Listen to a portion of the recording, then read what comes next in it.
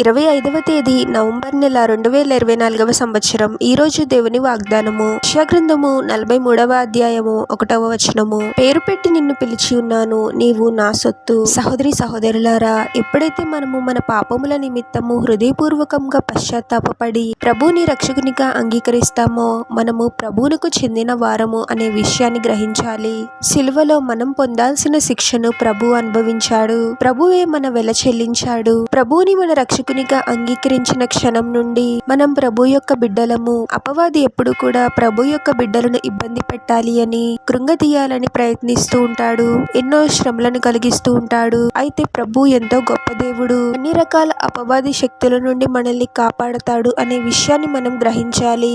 ప్రభు మనకు తోడుగా ఉన్నాడు అనే ధైర్యాన్ని కలిగి ఉండాలి. ఈ వాక్యాన్ని పూర్తిగా చదివినట్లయితే ఇలా ఉంటుంది. యాకోబు, నిన్ను సృజించిన వాడగు యెహోవా, ఇశ్రాయేలు, నిన్ను నిర్మించిన వాడు ఇలాగు సెలవిచ్చుచున్నాడు, నేను నిన్ను విమోచించి ఉన్నాను, భయపడకుము. పేరు పెట్టి నిన్ను పిలిచి ఉన్నాను, నీవు నా సొత్తు. ప్రభువే మన విమోచకుడు. ప్రభువు తన బిడ్డలను ఎన్నడూ మర్చిపోడు. మనం ఎంత భయంకరమైన బంధకాలలో ఉన్నప్పటికీ ప్రభువే అద్భుతమైన మార్గాన్ని తెరిచి మనల్ని విమోచిస్తాడు. మనం కూడా ప్రభు యొక్క బిడ్డలము అనే విషయాన్ని గ్రహించి ఆ పిలుపునకు తగ్గట్టుగా ప్రభువునకు లోబడి జీవించాలి. ప్రార్థన.